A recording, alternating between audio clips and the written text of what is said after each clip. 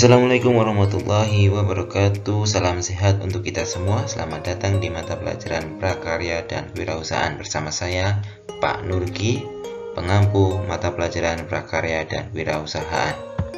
Baik, sebelum masuk ke materi pelajarannya, saya akan menjelaskan kenapa kalian harus belajar Prakarya dan Wirausahaan ini. Tujuan utama kalian belajar mata pelajaran Prakarya dan Wirausahaan adalah untuk melatih kalian supaya bisa menjadi pengusaha di masa yang akan datang. Seperti kita tahu bahwa pekerjaan yang paling menyenangkan adalah hobi yang dibayar. Jadi kalau bisa menjadi bos, kenapa harus menjadi pegawai? Betul. Baik, langsung saja kita masuk ke materinya. Materi kewirausahaan terbagi menjadi dua. Yang pertama, karakteristik wirausahaan. Yang kedua, keberhasilan dan kegagalan wirausahawan. Nanti kita akan baca pengertian wirausahaan, manfaat, dan lain-lain. Kemudian karakter kewirausahaan itu sendiri apa. Kemudian kalau keberhasilan dan kegagalan wirausaha, nanti kita akan cari tahu faktor keberhasilan, faktor kegagalannya, penyebab kegagalannya kenapa, dan kunci sukses menjadi pengusaha muda. Setelah mengikuti pelajaran ini, diharapkan kalian dapat mengidentifikasi karakteristik kewirausahaan, kemudian pengertian kewirausahaan, manfaat kewirausahaan, dan menganalisa faktor-faktor yang membuat keberhasilan usaha dan kegagalan usaha. Sebelum kita masuk ke materi lebih jauh, mari kita lihat video berikut ini.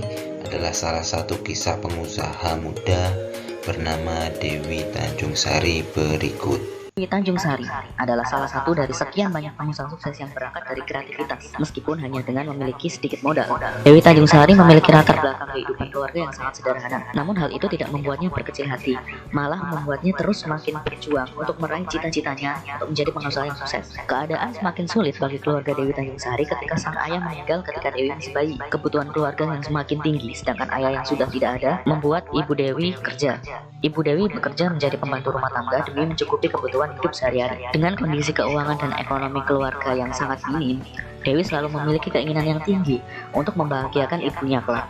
Sebagai seorang anak yatim sejak kecil, Dewi pun tumbuh menjadi orang yang tangguh dan tidak mudah menyerah. Setiap harinya ia membantu ibunya membuka warung dan berjualan kecil-kecilan untuk menopang biaya kuliahnya. Saat itu, pada tahun 2003, Dewi Tanjungsari mengambil diploma di Universitas Brawijaya. Meskipun keadaan terbilang sulit, namun Dewi tetap berjuang dan berusaha untuk tetap kuliah. Nah, saat kuliah tersebut, Dewi mulai inisiatif untuk berkreasi menggunakan daun-daun kering. Awalnya, ia mulai mengambil daun kering yang berjatuhan di halaman kampus untuk dijadikan bahan kerajinan. Dari daun yang ia punguti di halaman kampusnya tersebut, kemudian ia proses untuk dijadikan sebuah karya yang bernilai. Ia bisa membuat daun kering menjadi sebuah figura foto, kotak pensil, undangan, dan kreasi kerajinan yang lain. Hanya dengan modal awal Rp50.000, ia berhasil membuat beberapa kreasi yang kemudian ia jual pada rekan sekampusnya. Bahkan suatu ketika, produk buatan Dewi habis terjual di ajang pameran kerajinan di kampusnya. Singkat cerita, pada tahun 2005, usaha Dewi berkembang begitu pesat. Nah, inilah awal mulanya pertemuan Dewi dengan seorang eksportir barang kerajinan yang berasal dari limbah. Alhasil, Dewi pun mendapat pesanan yang cukup banyak yang membuatnya tidak mampu menanganinya sendiri. Kemudian dia merekrut 16 karyawan untuk membantunya. Dari sini, Dewi mulai mengembangkan bisnisnya dan bahkan produknya menembus pasar internasional seperti Australia, Malaysia, Hong Kong, bahkan sempat sampai Jerman. Mitra usaha Dewi tersebar di berbagai daerah, mulai dari Malang, Bontang, Palu, Bekasi, Cirebon, dan bahkan sampai ke Papua. Omset yang bisa didapatkan dari bisnis ini sangat luar biasa. Pada tahun pertama, Dewi berhasil meraih omset sekitar Rp650 juta. Kemudian tahun berikutnya meningkat menjadi Rp935 juta. Bahkan pada tahun 2010 ia berhasil meraup omset sebesar Rp1,1 miliar yang mampu mendatangkan keuntungan bersih sebesar Rp273 juta. Tidak ada yang tidak mungkin. Salah satu contohnya adalah Dewi, pemilik usaha di Tanjung. Hanya dengan mengolah limbah daun dan menjualnya dengan berbagai strategi bisnis dan cara yang ia lakukan, ia berhasil meraup keuntungan hingga Rp1,1 miliar. So, semoga kalian terinspirasi dan setelah melihat video ini, apakah kalian tertarik menjadi pengusaha muda? Apa yang dimaksud dengan kewirausahaan? Ada beberapa sumber yang menjelaskan tentang kewirausahaan. Salah satunya adalah Instruksi Presiden RI nomor 4 tahun 1995. Kewirausahaan adalah semangat atau sikap perilaku kemampuan seseorang dalam menangani usaha. Dan juga Zimmerer tahun 1996 mengatakan suatu proses proses penerapan kreativitas dan inovasi dalam memecahkan persoalan dan menemukan peluang untuk memperbaiki kehidupan. Jadi kesimpulannya, kewirausahaan adalah suatu proses dalam mengerjakan sesuatu yang baru dengan kreatif dan sesuatu yang berbeda atau inovatif yang bermanfaat dan memberikan nilai lebih. Sebagai seorang pengusaha, karakter seperti apa yang harus kita miliki? Karakter yang pertama, kita wajib untuk percaya diri. Yang kedua, berorientasi pada tugas dan hasil. Yang ketiga, berani untuk mengambil resiko. Yang keempat, leadership atau kepemimpinan. Yang kelima, berpikir ke arah hasil atau manfaat.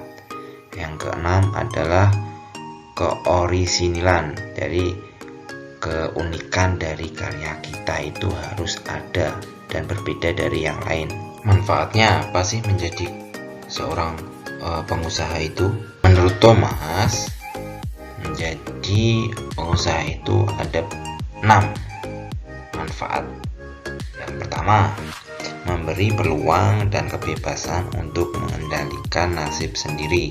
Jadi nasib kalian itu akan ditentukan oleh seberapa besar usaha kalian. Jadi semakin besar usaha kalian, maka kesempatan untuk sukses juga akan semakin besar. Yang kedua, memberikan peluang untuk melakukan perubahan. Yang ketiga, memberi peluang untuk mencapai potensi diri sepenuhnya.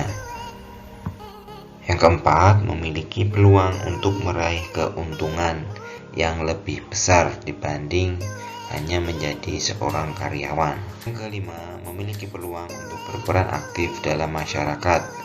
Salah satunya bisa untuk membuka lowongan pekerjaan bagi tetangga, bagi teman, bagi sanak saudara, dan lain-lain. Yang terakhir adalah, seperti saya bilang tadi, hobi yang dibayar. Bagaimana tidak menyenangkan kalian melakukan hobi kalian tapi mendapatkan penghasilan. Contoh, kalian suka main bola, kemudian kalian bermain bola dan mendapatkan gaji.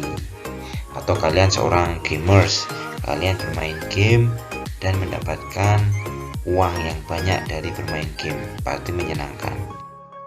Dimensi kewirausahaan. Apa sih dimensi kewirausahaan itu?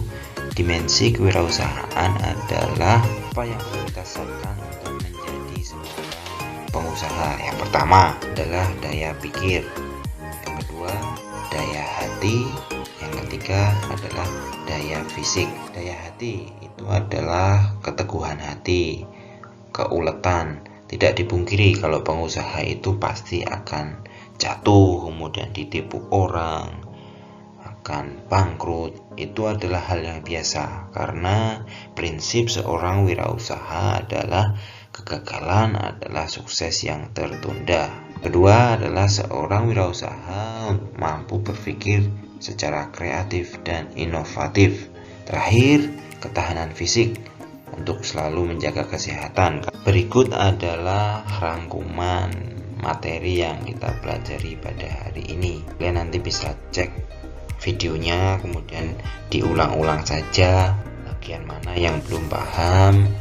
Kalau masih belum paham, kalian bisa menghubungi saya melalui nomor WA yang sudah saya tulis di depan tadi. Oke, terakhir saya ucapkan terima kasih atas perhatian kalian semua. Semoga kalian dalam keadaan sehat dan semoga dimudahkan segala urusannya.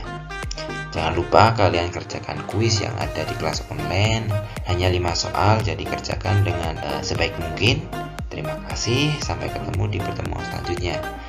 Untuk pertemuan selanjutnya kita akan belajar mengidentifikasi karakter kewirausahaan. Sekian, assalamualaikum warahmatullahi wabarakatuh.